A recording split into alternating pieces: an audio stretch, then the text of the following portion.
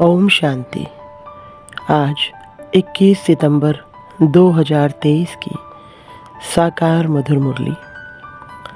आज की मधुर मुरली के सार में मीठे मीठे बाप दादा ने कहा, मीठे बच्चे, जब तक आत्मा पाठ में है तब तक उसे 100% रेस्ट मिल नहीं सकती।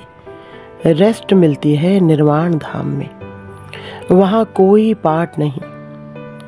प्रश्न, जो बच्चे चलते चलते पढ़ाई से थक जाते हैं, उन्हें फिर कौन से संकल्प आते हैं जो विकल्प का रूप ले लेते हैं?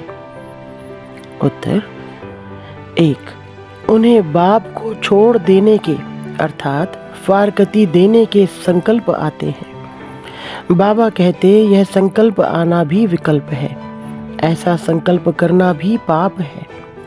पढ़ाई ना पढ़ना माना ही थक जाना, ऐसे बच्चे अपना खाना खराब कर देते हैं। नंबर 2, अगर किसी बात के कारण कोई माता पिता से रूठ जाते हैं तो वह 21 जन्मों की बादशाही गंवा देते हैं। गीत, आज अंधेरे में है इंसान। शांति। यह है भक्ति का गीत व प्रार्थना। किसके पास प्रार्थना करते हैं? भगवान के पास, परंतु घोर अंधियारे में होने कारण भगवान को जानते ही नहीं। तो अब सुने कौन? जब भगवान उन्हों की पुकार सुने तब आकर ज्योति जगाएं। परंतु बच्चे भगवान को जानते ही नहीं तो सुनेंगे फिर कैसे? अभी तुम सम्मुख बैठे हो, भगवान तुमको घोर अंधियारे से घोर सोझरे में ले जा रहे हैं। गाते भी हैं ब्रह्मा की रात और ब्रह्मा का दिन। रात में दर दर भटकते भी बहुत हैं। पहाड़ों पर टिकाणे मंदिरों मस्जिदों में जाते हैं, परंतु भगवान मिलेगा कहाँ? भगवान का जन्म भी भारत में ही मनाते हैं। शिवरात्रि कहते हैं ना, बरोबर उनकी यादगार प्रतिमाएं भी भारत में हैं, परंतु समझते नहीं कि वह कब आते हैं। बिल्कुल घोर अंधियारे में है। अभी तुम घोर अंधियारे में नहीं हो, तुम नंबरवार पुरुषार्थ अनुसार सोझरे में आते जाते हो। तुम बच्चे जानते हो यह सारी सृष्टि की रचना कौन और कैसे करते हैं। तुम यहाँ आए हो ईश्वरीय विश्वविद्यालय में, जहाँ ईश्वर पढ़ाते हैं, मनुष्य से देवता बनाते हैं। यह नॉलेज तुम्हारे में भी नंबरवार समझते हैं। कोई तो अच्छी रीति समझते हैं, कोई पूरा नहीं समझने वाले भागंती हो जाते हैं। माता पिता से रूठ पड़ते हैं, जिनके लिए गाया हुआ है, आश्चर्यवत ऐसे माता पिता से रूठ पड़ते हैं। पशंती कथंती फिर रूठ पड़ंती। जानते हैं माता पिता से हमको 21 जन्म के लिए स्वर्ग की बादशाही मिलती है, फिर भी भूल जाते हैं। बाबा ने समझाया है, जिसको शांति कहा जाता है वह मिलती ही है शांति धाम अथवा निर्वाण धाम में। उसको मुक्ति धाम भी कहा जाता है। अगर कोई कहे हम 100% रेस्ट में हैं, परंतु यह अक्षर कोई है नहीं। सारे दिन में कोई ना कोई कर्म जरूर चलता है। हाँ, अल्पकाल के लिए रात की नींद को रेस्ट कहते हैं, क्योंकि आत्मा कहती है मैं सारा दिन काम करके थक गई हूँ, अब रेस्ट लेती हूँ। अपने को डिटैच कर देते हैं। यह तो जानते हो बाप रहते ही हैं शांति देश में, या ऐसे समझते हो कि परमपिता परमात्मा वहाँ रेस्ट में रहते हैं। परमात्मा रेस्ट में तब रहते हैं जब उनका पाठ नहीं है। मुक्ति धाम में कोई काम नहीं करते। यह बड़ी समझने की बातें हैं। अभी तुम्हारी बुद्धि का ताला खुलता जाता है। बाप कहते हैं तुमको पता है मैं रेस्ट में कब रहता हूँ? जबकि तुम बच्चे स्वर्ग में सुख में रहते हो, वहाँ तुमको सुख शांति है। उसको रेस्ट नहीं कहा जाएगा। रेस्ट में तब कहें जब तुम्हारा कोई पाठ नहीं है। तुम जब स्वर्ग में हो तो मुझे कोई मेहनत नहीं करनी पड़ती। मैं वहाँ घर में शांत में रहता हूँ। शांति का दूसरा अक्षर वहाँ रेस्ट कहेंगे। यहाँ तो रेस्ट में रह नहीं सकते, आत्मा कहती है मैं रेस्ट में हूँ तब हूँ, जबकि रात को नींद करती हूँ उस समय रेस्ट में हूँ या शांत में हूँ। बात एक ही है। रात को अशरीरी बन जाते हैं, शांत हो जाते हैं, फिर उठते हैं तो कर्म में आते हैं, फिर भी अनरेस्ट है। कर्म करते करते अनरेस्ट भासती है। सतयुग में अनरेस्ट का सवाल नहीं, अनरेस्ट करती है माया। वहाँ ऐसे नहीं कहेंगे कि हम रेस्ट में रहते हैं, कामकाज सब करते हैं परंतु अशांत नहीं रहते हैं। बाकी रेस्ट अक्षर है नहीं। समझो कोई कहते हैं हम शिमला जाते हैं रेस्ट के लिए, परंतु रेस्ट का अर्थ नहीं। सच्ची रेस्ट तब है जब हम निर्वाण धाम में रहते हैं, वहाँ चुप रहते हैं। बाकी रेस्ट कोई को नहीं है। कोई कहे हमको 100% रेस्ट है तो वह रॉन्ग है। इसको अज्ञान कहा जाए। हाँ, यह जरूर कहा जाएगा पढ़ाई नहीं पढ़ने चाहते तो रेस्ट ले लेते हैं। ना पढ़ना रेस्ट लेना, यह तो फिर थकना हो गया। अपना ही खाना खराब करते हैं। समझाया जाता है हे रात के राही, स्वर्ग की राह पर चलते थक मत जाना, रूठ नहीं जाना। माता पिता को फारकती देने का तो संकल्प भी नहीं उठाना चाहिए। यह संकल्प उठाया तो उसको विकल्प कहा जाता है। ऐसे माता पिता जिससे स्वर्ग की राजाई मिलती है, उसके लिए संकल्प भी क्यों उठाएं। लिखते हैं कभी कभी संकल्प आता है छोड़ दें, कुछ समझ में नहीं आता। अरे समझने का तो यह टाइम है ना। समझना अर्थात पढ़ना। तुम जानते हो हम पढ़ रहे हैं। परमपिता परमात्मा जो ज्ञान सागर हैं, ऊंचते ऊंच हैं, उनको कोई भी जानते नहीं।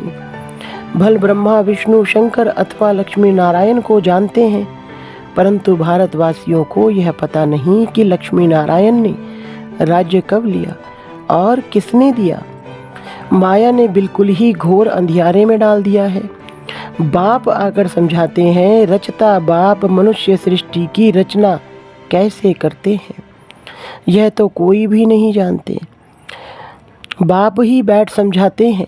प्रजापिता ब्रह्मा को क्रिएटर नहीं कहेंगे, भल प्रजापिता कहा जाता है, परंतु वह रचता नहीं।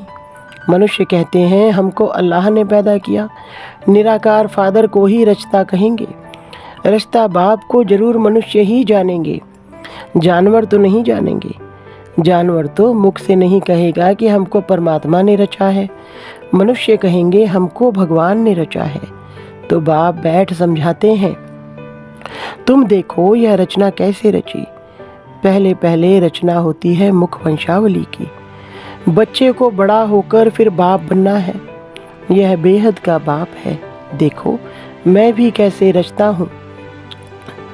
इनमें प्रवेश कर इनको मुख द्वारा कहता हूँ हे आत्मा तुम मेरी हो, मैं तुम्हारा बाप हूँ। फिर इनके द्वारा तुम बच्चों को रचता हूँ। तुम हो मुख वंशावली। अज्ञान काल में भी कहते हैं ना, जैसे हैं तैसे हैं मेरे हैं। बाप भी ऐसे कहते हैं तुम ब्रह्मा के बच्चे बन जाते हो, तो अभी तुम हो मुख वंशावली, फिर तुम कुख वंशावली भी बनेंगे। बाप कहते हैं तुम मेरे हो, फिर तुम दैवी घराने में जाएंगे। बाप यह ईश्वरीय रचना कैसे रचते हैं, यह कोई भी समझ नहीं सकते। बाप समझाते हैं, यह भी कहते हैं मैं भी मुख वंशावली बनता हूँ। बाप के साथ माँ जरूर चाहिए। तुम कहते हो हम प्रजापिता ब्रह्मा के मुख वंशावली हैं। शिव बाबा ने हमको अपना बनाया है, उनको शरीर तो चाहिए ना। शिव बाबा को तो शरीर नहीं है, शरीर का लोन लेते हैं, फिर कहते हैं तुम मेरे हो। इसको कहा जाता है मुख वंशावली। शिव बाबा इस मुख से इस वन्नी स्त्री द्वारा कहते हैं कि तुम मेरे बच्चे हो। बाप ही समझाते हैं और कोई शास्त्रों आदि में यह बातें हैं नहीं। तुम अभी सुनते हो फिर प्रायलोप हो जाएगा। इस समय है घोर अंधियारा। बाप आकर रोशनी करते हैं, तब तो ब्रह्मा की रात ब्रह्मा का दिन गाया हुआ है। कुछ तो है ना, गाया हुआ है। झूठ तो झूठ, सच की रत्ती नहीं। परंतु बाप कहते हैं प्राय कुछ ना कुछ रहता है। प्रलय नहीं हो जाती। थोड़े रहेंगे फिर झाड़ वृद्धि को पाता है। मनुष्यों ने फिर महाप्रलय दिखाई है, परंतु महाप्रलय कभी होती नहीं। ऐसे नहीं होता जो सागर में बच्चा पीपल के पत्ते पर आए। यह सब गपोड़े हैं। बाप ने समझाया है, तुम जब गर्भ महल में आते हो तो वहाँ आनंद में रहते हो। वहाँ दुख पाप कर्म होता नहीं। वह है ही पुण्य आत्माओं की दुनिया। यह है पाप की दुनिया। यहाँ सब कुछ त्याग कर तुम सदा पुण्य आत्मा बनते हो। तुम इतना पुण्य करते हो जो आधा कल्प तुमको कोई पाप कर आत्मा नहीं कहेंगे। तुम अविनाशी पुण्य आत्मा बन जाते हो। यहाँ फिर आधा कल्प पाप आत्मा कहेंगे। घड़ी घड़ी दान पुण्य करते रहते हैं। भारत को कंप्लीट धर्मात्मा कहा जाता है। भारत में दान पुण्य करते हैं। तुम जानते हो यह दुनिया हम छोड़ने वाले हैं, फिर आना नहीं है। इस दुनिया की सामग्री तुम ट्रांसफर करते हो नई दुनिया के लिए। मनुष्य सृष्टि अर्पणम करते हैं, अर्थात ट्रांसफर करते हैं दूसरे जन्म के लिए। यहाँ तुम ट्रांसफर करते हो 21 जन्मों के लिए। तो बहुत चाहिए ना। तुमसे सारी कीचड़ पट्टी लेकर नया देते हैं, पुराना लेकर सोने का देते हैं। तुम सच्चाई से बाप को देते हो, बाप भी तुमको सब कुछ देते हैं। तुम्हारा पाठ जो चलता आया है यह ड्रामा में था। सब ने घर बार छोड़ा, नहीं तो गौशाला कैसे बने। मनुष्य तो नहीं जानते भट्टी कैसे बनती है। वह तो दिखाते हैं बिल्ली के पुंगरे आदि थे। यह सब ज्ञान तुम बच्चों को अभी है, फिर वहाँ यह ज्ञान नहीं रहेगा। हम ऐसे 21 जन्म राज्य करेंगे फिर गिरेंगे। वहाँ यह ज्ञान नहीं रहता। त्रिकालदर्शी पने का पाठ तुम्हारे में भी रहता है। मुख्य हीरो हीरोइन का पाठ तुम्हारा ही है और कोई का पाठ नहीं। असुर से देवता फिर देवता से असुर तुम भारतवासी ही बनते हो। बाकी तो है बीच के बाई प्लाट्स। नाटक में बीच में फिर हंसी कुड़ी का खेल भी करते हैं ना। आधा कल्प बाद देवी देवता धर्म प्रायलोप हो जाता है। तुम्हारी बुद्धि में यह सारा चक्र फिरता रहता है। तब तो तुम समझाते हो ना, परम पिता परमात्मा भी परम आत्मा है, परम धाम में रहने वाला। बाप कहते हैं मेरे में सारा ज्ञान है। मैं मनुष्य सृष्टि का बीज रूप चैतन्य हूँ। वह तो जड़ बीज होते हैं, शिव तो चैतन्य है। उनकी प्रतिमा पूजी जाती है। आजकल गवर्नमेंट झाड़ों के सैपलिंग लगाती है। यह है चैतन्य बीज। मनुष्य सृष्टि रूपी झाड़ का बीज कहते हैं मुझे सारे झाड़ की नॉलेज है।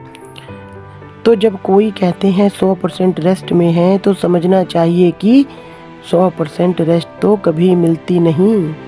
हाँ कहेंगे स्वर्ग में 100% पवित्रता सुख शांति रहती है।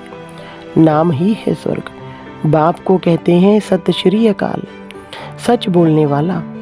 उनको कोई काल नहीं खाता। उनको कहा जाता है कालों का काल। बाप कहते हैं यह छीछी दुनिया है। इस भंभोर को आग लगना जरूरी है। तुम बच्चे जानते हो यह महाभारत लड़ाई महाकल्याणकारी है। मनुष्य यज्ञ करते हैं कि शांति हो जाए, गोया समझते हैं स्वर्ग के गेट्स ना खुले। तुम तो ताली बजाते हो भंभोर को आग लगे तो हम नई दुनिया वैकुंठ में जाएं। यह विनाश ज्वाला इस रुद्र ज्ञान यज्ञ से ही प्रज्वलित हुई है। जो बाप के बनेंगे वही स्वर्ग के मालिक बनेंगे। बाकी सबको हिसाब किताब चुकतू कर वापस जाना है। तुम जानते हो अब वापस मुक्तिधाम में जाकर फिर अपना पाठ रिपीट करना है। सतयुग में यह इतने सब देवी देवता कहाँ से आए। मनुष्य से देवता किए करत ना लागी वार। तुमको कौड़ी से हीरे जैसा पतित से पावन बनाने हैं। जितना जो नॉलेज धारण करेंगे उतना पद पाएंगे। राजधानी स्थापन हो रही है। तुम जानते हो हम अपने लिए स्वर्ग की स्थापना कर रहे हैं श्रीमत पर। अगर श्रीमत से कोई रूठ कर अपनी मत पर चले तो वह रावण मत हो जाएगी। इसलिए कदम कदम पर तुम श्रीमत लेते रहो। बाप जीते जी तुमको ट्रस्टी बनाते हैं। अच्छा मीठे मीठे सिकिलधे बच्चों प्रति माता पिता बाप दादा का याद प्यार और गुड मॉर्निंग। रूहानी बाप की रूहानी बच्चों को नमस्ते। रूहानी बच्चों की रूहानी बाप दादा को नमस्ते जी। धारणा के लिए मुख्य सार। नंबर 1, कंप्लीट दानी बनना है। सच्चाई से सब बाप को अर्पण कर नई दुनिया के लिए ट्रांसफ़र कर देना है। नंबर 2, जीते जी ट्रस्टी बनना है। कदम कदम पर बाप से श्रीमत लेनी है। कभी भी श्रीमत से रूठ मनमत पर नहीं चलना है। वरदान, कंबाइंड रूपधारी बन सेवा में खुदाई जादू का अनुभव करने वाले खुदाई खिदमतगार भव। विस्तार, स्वयं को सिर्फ सेवाधारी नहीं लेकिन ईश्वरीय सेवाधारी समझकर सेवा करो। इस स्मृति से याद और सेवा स्वतः कंबाइंड हो जाएगी। जब खुदा को खिदमत से जुदा कर देते हो तो अकेले होने के कारण सफलता की मंजिल दूर दिखाई देती है। इसलिए सिर्फ खिदमतगार नहीं लेकिन खुदाई खिदमतगार हूँ, यह नाम सदा याद रहे तो सेवा में स्वतः खुदाई जादू भर जाएगा और असंभव भी संभव हो जाएगा। स्लोगन, कर्मयोगी बनना है तो कमल आसन धारी न्यारे और प्यारे बनो। अच्छा, ओम शांति।